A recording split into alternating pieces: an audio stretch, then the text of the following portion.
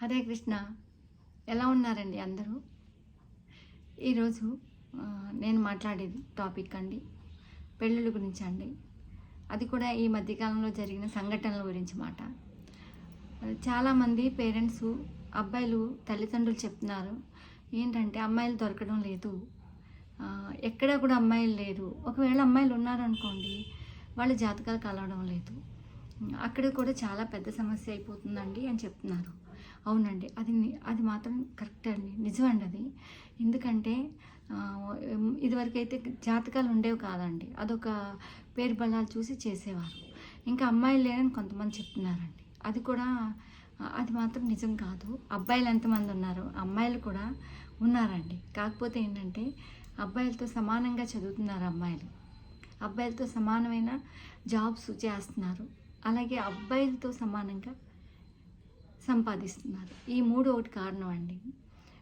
ఇదివరకైతే అండి ఏదన్నా జాబ్ ఉంటే అబ్బాయికి ఇచ్చి చేసేవారు, ఎంతో ఎంతో కట్నాలు ఇచ్చి. అప్పట్లో అబ్బాయి తల్లిదండ్రులు అండి కట్నాలు సరిపోయేవి కాదు, వాళ్ళకి చాలా కట్నాలు అడిగేవారు. కానీ ఇప్పుడు అదంతా కూడా ఆ పరిస్థితి లేదండి. ఇద్దరు సమానంగా సంపాదిస్తున్నారు కాబట్టి కట్నాల సమస్య అయితే లేదు. అక్కడక్కడైతే చూస్తున్నాము, కానీ చాలా వరకు అయితే లేదండి. అబ్బాయిల తల్లిదండ్రులు అయితే డిమాండ్ చేయడం కూడా లేదు ప్రస్తుతానికి.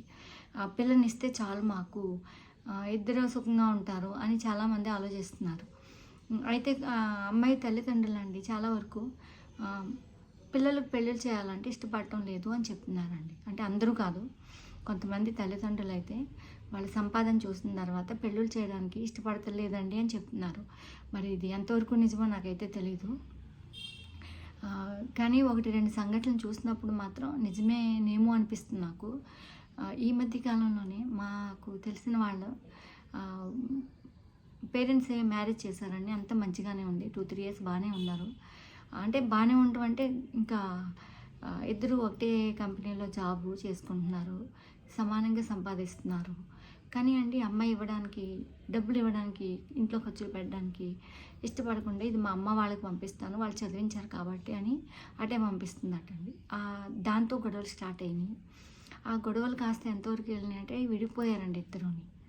ఓన్లీ పేరెంట్స్కి డబ్బు పంపిస్తాను అంటే పంపిస్తుందండి అమ్మాయి, ప్రతి నెల అటే పంపించేస్తుంది. ఇంట్లో ఖర్చులన్నీ కూడా ఈ అబ్బాయి చేతంతోనే జరగాలి. దీనివల్ల ఏంటంటే వాళ్ళ ప్రాబ్లం అయింది, వాళ్ళకి ఇద్దరికి కొంచెం ఇంకా చాలా ఏవో జరుగుతాయి కదండి. అది ఒక్క మాట మీద అయితే జరగదు. వద్దు అని చెప్పి బాబు అనడం, ఆ అమ్మాయి ఏమో లేదు నేను పంపిస్తానని పంపించడం, ఇలా ఏవో గొడవలు అయ్యి పెద్దవైపోయి లాస్ట్కి ఏంటంటే పెద్దలు చెప్పినా వినకుండా డైవర్స్ అయితే తీసుకున్నారు. ఇలాంటి గొడవలు అండి పేరెంట్స్ కూడా ఆలోచించాలండి. ఎందుకంటే అమ్మాయి ఇలాంటి సంపాదిస్తున్నారు, మీరు ఏం చెప్పాలండి వాళ్ళకి? మీ ఇద్దరు కలిసి ఒక చోట పొదుపుగా ఉంచుకోండి అమ్మా అని చెప్పి వాళ్ళు కూడా ఉన్న వాళ్ళని మీరు డబ్బు తీసుకోవడం అనేది చేయకూడదండి. ఇంక లేని వాళ్ళు అనుకోండి చదివిస్తారు కాబట్టి ఏదో 10వ పరక వాళ్ళు ఇస్తే అది మ్యారేజ్ ముందే మాట్లాడుకుంటున్నారండి చాలామంది. మా అమ్మ నాన్నలకి నేను ఇంత ఇస్తానని కూడా చెప్తున్నారు. ఎందుకంటే కొంచెం పూర్ ఉంటారు కదా వాళ్ళు. అలా ఇష్టపడి చేసుకున్న వాళ్ళైతే ఖచ్చితంగా ఇవ్వాల్సిందే. ఇష్టపడి చేసుకున్నప్పుడు ఇన్ని వేలని ఇస్తానని ముందే మాట్లాడుకుంటున్నారు. అలాగే కొంతమంది ఇస్తున్నారండి. అలాంటి ఫ్యామిలీస్ కూడా చూసాం మనం. ఇంకా ఎందుకంటే వాళ్ళ వెనకాల ఎవరైనా ఉన్నారు చదువుకునే వాళ్ళంటే కొంచెం హెల్పింగ్ చేస్తున్నారన్నమాట. తమ్ముళ్ళు ఉన్నా చెల్లెళ్ళు ఉన్నా భర్త కూడా ఇష్టపడే ఓకే చెప్పి పెళ్ళికి ముందే మాట్లాడుకుంటున్నారు. ఇలాంటి విషయాల్లో అలా మాట్లాడుకున్నప్పుడు ఏ ప్రాబ్లమ్స్ రావు, ఏ గొడవలు రావండి. ఎందుకంటే ఒప్పుకుని చేసుకున్నారు కాబట్టి. ఇది చెప్పకుండా చేశారనుకోండి, చేసిన తర్వాత పంపిస్తుంటే ఇలాంటి ప్రాబ్లమ్స్ అయితే వస్తాయి. కొంతమంది ఏమో అమ్మాయిలకి అసలు పెళ్ళి చేయడానికి ఇష్టపడలేదటండి. అది నిజమా కాదో నాకు తెలియదు. ఆ సంపాదన తినమరిగి చేయట్లేదు అని చెప్తున్నారు. అమ్మాయిలు కూడా చేసుకోవడానికి ఇష్టపడటం లేదండి. ఎందుకంటే వాళ్ళకు కూడా కోరికలు చాలా ఎక్కువగా ఉంటున్నాయి. నేను 1,00,000 సంపాదిస్తున్నాను, నా భర్త 2,00,000 సంపాదించాలి, అంత సంపాదించి వాడినే నేను చేసుకుంటాను. ఎందుకంటే ఈమె 1,00,000 తెచ్చుకున్నప్పుడు తన భర్త 2,00,000 తెచ్చుకోవాలని, అలాగే 6 అడుగులు ఉండాలని. నేను మా ఫ్రెండ్ ఫోన్ చేసి అదే చెప్తుందండి. 6 అడుగులు కావాలంట. వాళ్ళ అబ్బాయి ఏమో కొంచెం పొట్టిగానే ఉంటాడు. చాలా మంచి ఫ్యామిలీ అండి వాళ్ళు. అని చెప్పి ఏదైనా చుట్టాలు కొంటే చూడమని చెప్పి చెప్తుందన్నమాట. ఎంత మంచి ఫ్యామిలీయోనండి వాళ్ళు. చాలా డబ్బున్న వాళ్ళు, చాలా రిచ్ మాట. అయినా కొంచెం అబ్బాయి 5, 5 అలా ఉంటాడంట. అందుకని 5, 7 5, 8 మహేష్‌లా ఉండాలి, ప్రభాస్‌లా ఉండాలి. ఎక్కడి నుంచో ఉంటారండి. ఇదివరకు అలా ఉండేది కాదండి. అబ్బాయిలు ఎలా ఉన్నా కూడా చాలా అందమైన అమ్మాయిలని ఇచ్చి చేసేవారన్నమాట వాళ్ళకి. ఇప్పుడు అలా లేదండి. అమ్మాయిలు చెప్పగలుగుతున్నారు. మాకు వీళ్ళు కావాలి, ఇలా ఉండాలి నా భర్త, అలా ఉండాలి. ఎందుకంటే వాళ్ళు కాళ్ళ మీద వాళ్ళు నిలబడ్డారు కాబట్టి వాళ్ళు చాలా బాగా చెప్తున్నారన్నమాట. ఏవండి ఇంత బాగా చెప్పి మ్యారేజ్‌లు చేసుకున్న తర్వాత ఎంతో డబ్బు ఖర్చు పెట్టి మ్యారేజ్‌లు చేసుకుంటున్నారు కదా! మీరు కలకాలం సుఖంగా ఉండాలండి. మధ్యలోనే అంత ఖర్చు పెట్టి మీరు పెళ్ళిళ్ళు చేసుకుని సంవత్సరం కూడా కలిసి ఉండకపోతే అసలు ఏమనుకోవాలండి? అదే అర్థం అవ్వట్లేదండి. తల్లిదండ్రులకి అర్థం అవ్వట్లేదు. అసలు ఎందుకు ఇలా అయిపోతున్నాయి సంసారాలు? కాపురాలు ఎందుకు చెడిపోతున్నాయి? ఇదివరకు భార్య జాబ్ చేసేది కాదు. హౌస్ వైఫ్‌గానే ఉండేది. భర్తే సంపాదించుకొని వచ్చేవాడు. అప్పుడు కాపురాలు చాలా బాగుండేవి. కానీ ఇప్పుడు అలా కాదండి. అమ్మాయిలు చదువులొచ్చాయి. వాళ్ళ కాళ్ళ మీద వాళ్ళు నిలబడుతున్నారు. వాళ్ళ సంపాదన వాళ్ళు సంపాదిస్తున్నారు. కానీ కాపురాలు నిలబెట్టుకోలేకపోతున్నారండి. అదే బాధ అనిపిస్తుంది. ఒక తల్లిగా నాకెందుకో చాలా బాధ అనిపిస్తదండి అలాగా. అయ్యో! కాపురం అంటే అసలు ఏంటండి? హిందూ సంప్రదాయంలో చాలా ఇది కదా!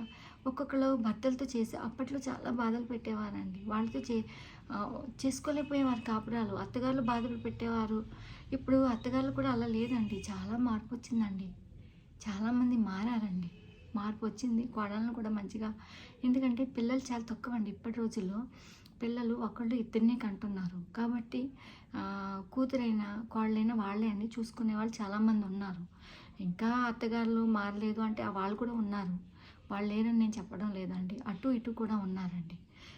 కట్నాలు ఇంకా తేలేదని ఇంతలా ఉన్న రోజుల్లో కూడా కట్నాల గురించి చంపేసే టీవీలో మనం చూస్తున్నామండి. గొంతు నొక్కి చంపేయడాలు, లేకపోతే ఏదో మందిచ్చి చంపేయడాలు ఇవి ఇప్పుడు చూస్తున్నాం. మా అప్పుడండి చాలా ఎక్కువ చంపేసేవారు అమ్మాయిల్ని. చాలా భయం అనిపించేది ఒక 25 ఇయర్స్ బ్యాక్ అయితే. చిన్నపిల్లలు వచ్చేసేవాడు. చిన్నపిల్లలకి పెళ్ళిళ్ళు చేసేవాడు. 10th అయిన వెంటనే మ్యారేజ్‌లండి. ఇంక తర్వాత అత్తగారుల బాధలు ఎక్కువ ఉండేవండి అప్పట్లో. ఇప్పుడు అలా కాదు. చదువుకున్నారు కాబట్టి అంత బాధ ఉండదండి. అంత బాధలు లేవు. వీళ్ళ కాళ్ళని వీళ్ళు నిలబడుతున్నారు. అత్తగారుల మీద కాపురాలు చేసేవాళ్ళు చాలా తక్కువ. బయటకొచ్చేస్తున్నారు కదండీ! ఎవరి జాబ్ దగ్గర వాళ్ళే ఉంటున్నారు. ఎప్పుడో పండక్కి, పబ్బానికి వెళ్తున్నారు. మరి కాపురాలు ఎందుకు నిలబడటం లేదండి? నాకు అర్థం కావట్లేదు. అందుకే చెప్తున్నానండి. ఒక్కసారి ఆలోచించండి. అమ్మాయిల తల్లిదండ్రుల వల్లే కాపురాలు ఉండట్లేదు అంటున్నారు. అది కూడా చాలా వరకు నిజమైతే కాదండి. ఎందుకంటే ఏ తల్లైనా కాపురం నిలబెట్టాలని అనుకుంటుంది. ఎక్కడో ఉంటారండి ఒక్కొక్కళ్ళు అంతే. ఈ సంపాదించడం వల్ల అంటున్నారు కొంతమంది. సమానంగా ఉంటున్నారు కాబట్టి ఆ సంపాదన తినమరిగి తల్లిదండ్రులు పెళ్ళిళ్ళు చేయటం లేదు అని చెప్తున్నారు. అది ఎంతవరకు కరెక్టో నాకు అయితే తెలియదండి. కాకపోతే మీరే ఆలోచించండి మీ పిల్లల కోసం. ఎందుకంటే మనం ఏ పిల్లలనైతే కని పెంచుతున్నామో వాళ్ళ భవిష్యత్తు బాగుండాలంటే మనం కూడా వాళ్ళకి సపోర్ట్‌గా ఉండాలి. ఏమన్నా మనస్పర్ధలు భార్యాభర్తలకు వచ్చినా ఇటు పేరెంట్స్, అటు పేరెంట్స్ నచ్చచెప్పి కాపురం నిలబెట్టే ప్రయత్నం చేయాలండి. మీరేమంటారండి? ఓకేనండి. బాయ్.